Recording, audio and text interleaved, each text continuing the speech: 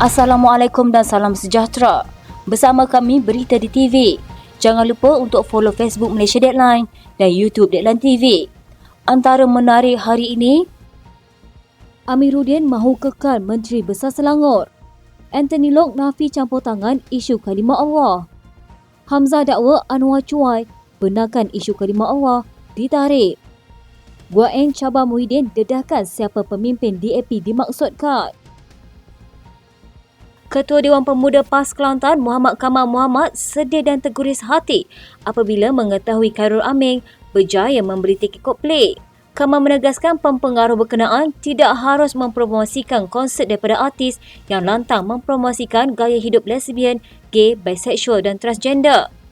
Pemimpin Perikatan Nasional tersebut mempersoal sama ada Khairul Aming sanggup menjadi penyumbang gejala LGBT dalam kalangan anak muda, biarpun secara tidak langsung.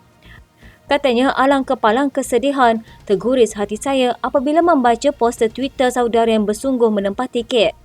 Pastinya siapa saya untuk menghalang keinginan orang lain, tetapi suka saya menitipkan pesanan lantaran saudara adalah saudara seagama saya. Saya mahu mengajak saudara untuk memikirkan kesan akibat budaya LGBT yang akan dibawa bersama dalam konsert Coldplay nanti. Sanggupkah saudara menjadi salah seorang penyumbang daripada sebaran budaya tidak sihat, terutama kepada anak-anak muda? Terdahulu Khairul Aming atau nama sebenarnya Khairul Amin Kamaruzaman memberitahu kejayaannya membeli 4 tiket Coldplay pada tengah hari kemarin selepas sejak pagi cuba mendapatkannya. Katanya pukul 12 tengah hari dapat 4 tiket standing walaupun queue dalam toilet dari pagi dapat juga beli. Kamal berkata, dia percaya Khairul Aming telah matang dalam membuat pertimbangan. Katanya, apa lagi ingin saya katakan, saudara tidak sepatutnya terlibat dalam kempen secara tidak langsung kerana saudara adalah ikutan ramai anak muda. Sehubungan itu, Kamal berharap pencipta kandungan makanan yang sama dengannya lahir di Kelantan itu memperbetulkan kesilapan yang dilakukan. Katanya, saya doakan saudara akan lebih berjaya dengan apa yang telah saudara usahakan dan terpaling saya doa adalah agar saudara membetulkan khilaf yang kesan akibatnya tidak terjangkau akal terhadap anak muda negara. Menteri Besar Selangor Amiruddin Syarif berharap dia akan dikekalkan menerajui kerajaan negeri untuk sepenggal lagi tetapi berkata dirinya akan akur dengan sebarang keputusan Pakatan Harapan. Katanya sebagai ahli parti, dia akan mematuhi strategi yang dirancang parti untuk Selangor pada pilihan raya negeri akan datang kerana ia adalah demi kepentingan semua. Katanya kalau ditanya secara peribadi, tetapi selaku ahli parti kita kena patuh dengan beberapa strategi perancangan yang bukan keputusan saya sendiri. Amiruddin berkata demikian ketika ditanya jika dirinya akan kekal sebagai poster boy atau wajah Pakatan Harapan untuk Selangor pada pilihan raya negeri. Katanya poster boy ditentukan oleh parti, tetapi bukan masalah poster boy. Saya rasa di Selangor kita nak lengkapkan kesemuanya, iaitu polisi, dasar kejayaan dan saya percaya poster boy bukan segala-galanya. Penyelesaian isu penggunaan kalimah Allah di Sarawak di luar proses mahkamah merupakan keputusan kabinet dan bukan atas permintaan DAP seperti dakwaan pengerusi Perikatan Nasional Muhyiddin Yassin. Setiausaha Agung DAP, Anthony Loke dipetik media berkata tindakan Muhyiddin mengaitkan DAP dengan isu itu adalah tidak adil. Katanya siapa yang dia maksudkan. Pada ketika itu, saya juga dalam kabinet dan saya tidak pernah bangkitkan isu itu. Malah keputusan untuk cuba selesaikan isu itu di luar mahkamah sebenarnya keputusan kabinet dan mungkin dia tidak hadir ketika mesyuarat kabinet yang membuat keputusan itu. Loke berkata pada masa itu Kementerian Dalam Menteri yang diterajui Muhyiddin semasa pentadbiran Pakatan Harapan 2018 tidak bersetuju dengan keputusan itu dan mahu ia dibawa ke Mahkamah Tinggi. Justru katanya Muhyiddin tidak seharusnya meletakkan kesalahan kepada DAP semata-mata yang jelas mempunyai tujuan politik tertentu. Katanya PN tiada modal selain memainkan atau mengapikan sentimen perkauman dan agama seperti yang dinyatakan oleh Perdana Menteri yang Kabinet secara tegas mempertahankan bahawa isu agama perlu ditangani dengan sensitif dan baik. Loke yang juga ahli Parlimen Seremban berkata Kabinet selaku pembuat keputusan tertinggi di negara ini sentiasa mempertahankan agama Islam dan perlembagaan persekutuan.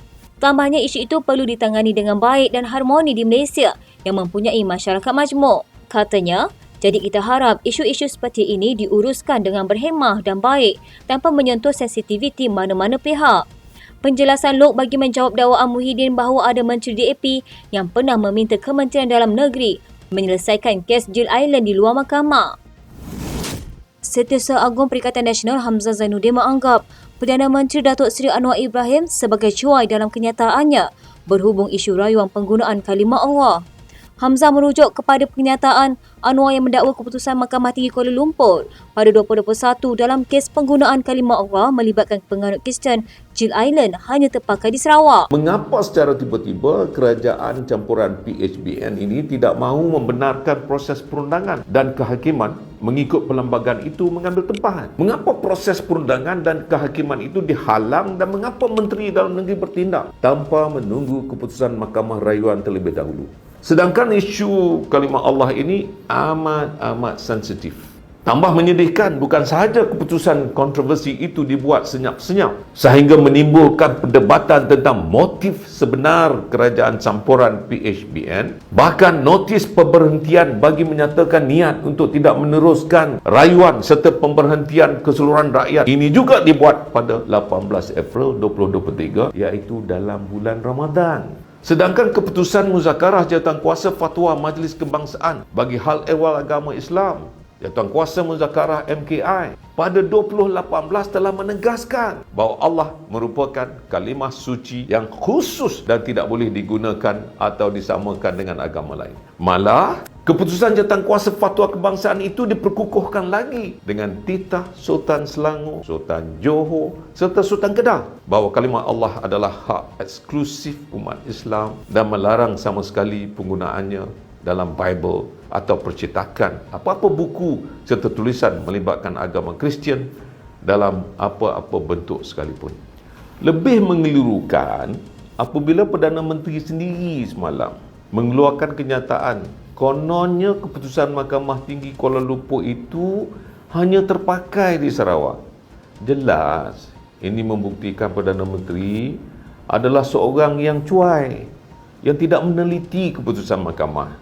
Saya katakan Perdana Menteri cuai itu kerana pertama, rampasan 8 cekera padat ajaran agama Kristian yang mengandungi perkataan Allah pada 11 Mei 2008 itu berlaku di terminal penerbangan tambang murah RCCT Sepang, bukannya di Sarawak. Dan keputusan Mahkamah Tinggi Kuala Lumpur terhadap 3 relief statutory bukan hanya terhad kepada Sarawak. Kedua, Anwar Ibrahim sendiri bersama James Peter Ongkili dan Allahyarham Tun Ghaffar Baba merupakan anggota kabinet yang terlibat dalam jawatankuasa mengkaji istilah perkataan Islam di dalam Alkitab yang tidak boleh digunakan pada tahun 1986. Patutnya beliau lebih faham tentang sensitiviti serta mudarat lebih besar dengan tidak membuat kenyataan yang mengelirukan. Persoalan lainnya, apakah Maiz, Maib dan Maik selaku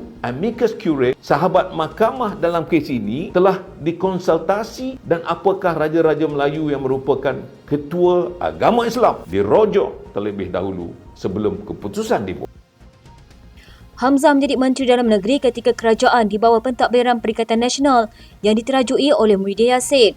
Pada 10 Mac 2021, Mahkamah Tinggi di Kuala Lumpur membenarkan semakan kehakiman oleh Island, seorang Kristian Melanau dari Sarawak yang memohon pengisytiharan bahawa dia mempunyai hak untuk menggunakan kalimah Allah untuk tujuan agama dan pendidikan.